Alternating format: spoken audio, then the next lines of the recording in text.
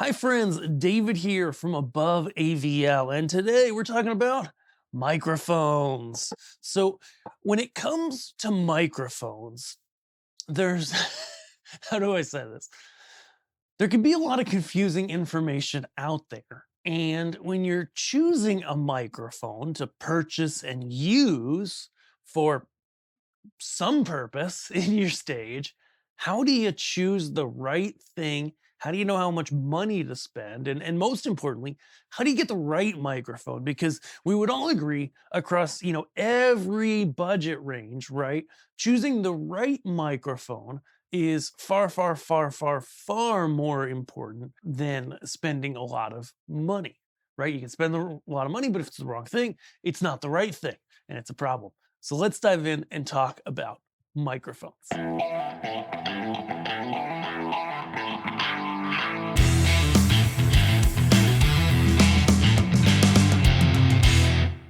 When it comes to choosing microphones, it can get overwhelming really quickly. Take, for example, a simple vocal microphone, right? Some sort of handheld vocal mic where you can easily go out there, find options from, $50 at the time of this recording to 1,000 or multiple $1,000s for a wired microphone. And so you say to yourself, okay, like, what do I need for the vocals that I'm miking, right? Do I need is a $50 microphone going to be really good? Am I going to see significant improvements at a $100 microphone? Is a $500 or $1,000 microphone really worth that much more? In this video, I'm going to try to answer almost every question except that. Not really, but really want to help you understand how to choose the right stuff, how to find the right microphone for your needs, and not overpay and definitely not get the wrong thing. So when it comes to choosing microphones, whether you're choosing it for a vocal or an instrument, etc., there's a couple really key things you want to look out for. Okay, we're gonna start with an example of the SEV7, which is a pretty popular, inexpensive vocal mic. Okay, and it's got a couple things going for it that we're gonna pay attention to anytime we're choosing mic. First is gonna be the type of microphone. Okay, in general, for live sound, you mostly are going to use dynamic microphones, and then this is an example of a condenser microphone. Okay. Two different types of microphones. Of course, there are condenser microphones in the handheld form factor, plenty of those. So it's not a shape, it's not a form factor thing, but it's all about the type of element that's inside the microphone that's under here. Okay. So this here is a dynamic voice coil on this microphone. Okay, whereas this one is a condenser. What's the difference? Well, there's actually pretty big differences in general, and we're going to speak in generalities in this video. So, dynamic microphones generally, first of all, they don't require phantom power. Not that, I mean, that's usually not an issue in pretty much any live sound. Any mixer is going to have phantom power. Okay. So they plug right in. They take a fair amount of volume to pick up sound. And so they're not quite as articulate as a condenser microphone. They don't pick up quite as much detail generally as a condenser microphone. The positive side about this is dynamic microphones in general, don't get the haters in the comments, are better at rejecting noise on stage, things that are not pointed at the microphone, things you're not trying to get into the mic, okay? So they're better at rejecting noise. They generally, if someone's holding them or they're in a loud area, they're better at not picking up, holding noise or bumps on the stage or someone stepping near it, etc. But, the downside of a dynamic mic, again, is unlike a condenser, it doesn't pick up quite as much detail, etc. Another big positive to it, most dynamic microphones in general, speaking in generalizations here, is because they pick up less detail and they're a little more controlled in their pickup per se, it means they're less prone to feedback in general. Not always, but in general, less prone to feedback in most situations, if everything else is equal. Okay. Besides dynamic versus condenser, next you're gonna have the puller or the pickup pattern. Okay. We'll show you the one for the SEV7 here, which is a super cardioid. Okay. There are a few major types of pickup patterns, but we're going to kind of focus on the three that are most common in live sound for most uses right now. There's cardioid, which means that it picks up around 180 degrees of sound, okay, around the microphone. So this microphone is here, for example. We'll show it in the overhead actually. And if this were actually, we'll go, I think this Airwave AT41 is a cardioid. And that means it's going to pick up about like this. And we can even grab the graph for this microphone and kind of superimpose it on top. Okay. Assuming it's a cardioid, or else we'll just put up a cardioid graph, right? And so what a cardioid does is it generally picks up sound from, the front side in general. That's really what it does a good job at. These are good for your general use microphones, okay? A lot of drum mics are cardioid, a lot of vocal mics are cardioid, other instrument mics. It's a good, all-purpose kind of mic. They generally do well. If somebody gets a little bit off axis or they're not right on the mic, you're still going to hear them. They're still going to pick up really well, even if they don't have perfect technique. And cardioids are a good bet if you're like, okay, I need a microphone for a vocalist, for an instrument, whatever. I don't know what to get. Go with a cardioid. That's generally your best bet. It is worth noting here that some condenser microphones have switches on them to change the polar pattern. So you can do that on some, but regardless, that's cardioids. Next, like this SEV7, we've got a super cardioid, okay? They're gonna have a little tighter pickup pattern. So when we're looking at them from overhead, they're a little bit tighter. Now, one downside that you do get is they're gonna pick up from the front, okay? But they're going to often have on the backside just a small lobe of pickup, which is just kind of a thing that happens when you have such a tight pickup pattern on the front. Okay. The benefit of the tight pickup pattern is that it's going to reject other noises on stage better. Like we use these V7s at my church. We've used them for a number of years.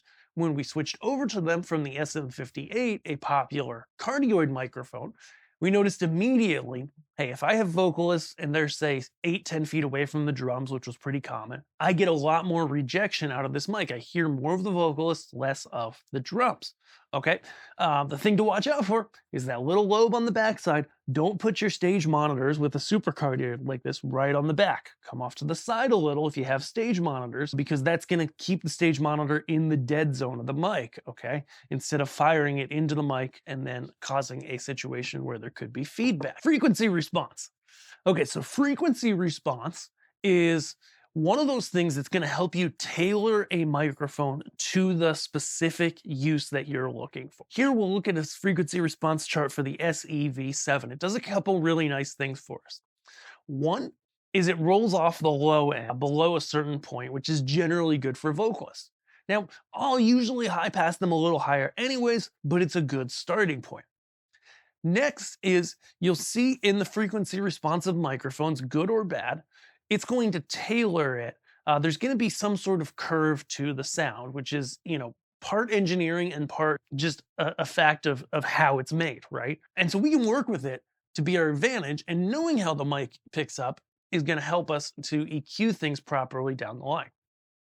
The SEV7 has what we call a nice little presence bump up in the 2 to 4K range, which is where vocal clarity happens. And so for vocals, that's why we like the SEV7. Though it's good to pay attention to, because sometimes with female vocalists, if they're a little harsh, you might want to cut and kind of do the opposite of that on the mic if they're feeling a little bit harsh in the speakers. But that little presence boost can help as well too. Other microphones, for example, kick drum microphones, often have a curve that gives you kind of the rock kick sound pretty much out of the box, which can be helpful as well too. So understanding the basics of the frequency response of the mic and how that affects what's being picked up can help you choose a mic and match it with the instruments to do a better job. And so that's frequency response. Okay, so the basic things are type of microphone, polar or pickup pattern, and frequency response. These are going to be the big three things that are going to help you choose mics that work really well for a source. Now, let's talk about cost. So depending on what kind of situation you're in, whether you're in like a general use situation, like a church, or you work with different bands, or you run a small production company, In those cases, you want general use mics that generally work well for everything you're doing. The game changes a little bit if you're buying a microphone for yourself, or you're working with one band, or you're working with one vocalist, one group. Then you want to look at and start to get to know where you commonly EQ their voice, how their mic technique is, and then pair your choice in microphone to that. Especially when you're working with an individual vocalist over the long term, taking the time to get the right microphone is can really, really, really help your sound and make it easier. Now, that's where there's a lot of caveats. Like if you're in a church, especially, I mix in the church a lot, and you just work with general vocalists and they're different all the time, then picking a good general use mic that works well across all your vocalists is going to be probably the best idea. But when you get into that space where you're working with the same person over time, finding a microphone that gives you really good sound out of the box with little to no EQ is going to give you the best sound overall. In terms of cost, of course, like pretty much anything in audio, the more you spend, the better you're going to get. However, I would argue for most people, general use, your best bang from the buck is from around $100 US to say $500 US. Okay. If you spend more, sure, there will be improvements, but I would say that range is the range where you see the biggest improvement. Going below $100, things progressively get worse pretty quickly. I'm getting above $500. Yes, things get better if you spend $2,000 on a mic. Generally, it's going to really kick butt and be awesome. But you know, if you buy a $500 mic, it's going to be really good and typically a good bit better than a $100 mic. At the end of the day, though, these decisions are all, in part kind of based on your whole system, right? If you have really cheap speakers and a pretty cheap mixer, then going and buying a $2,000 mic is probably not the best use of your funds. Rather, buying something that's just a little step above what you have and then replacing other parts of that system are going to be your best bet. Thanks so much for watching. I hope you've learned something about microphones today and choosing the right one for your needs. When you need microphones or mixers or speakers or anything else, uh, head over to Above AVL. We love to help. Just feel free to fill out our contact form, add stuff to your cart, and request a quote. We can get access to lots of stuff, including microphones. There's lots of stuff that's not on the site that we can help you get to find the right thing for your needs and get it in your hands. If that sounds good, shoot us an email over at the contact form. Check everything out that we've got on our site. We would love to help you find the perfect fit for all the audio, lighting, and video gear at your place, wherever that is. If that's a ministry, if that's a work, if that's a hobby, we're here to help and be those awesome, helpful people who help you and get you your personalized price. We'll see you guys over at Above AVL. Thanks for watching.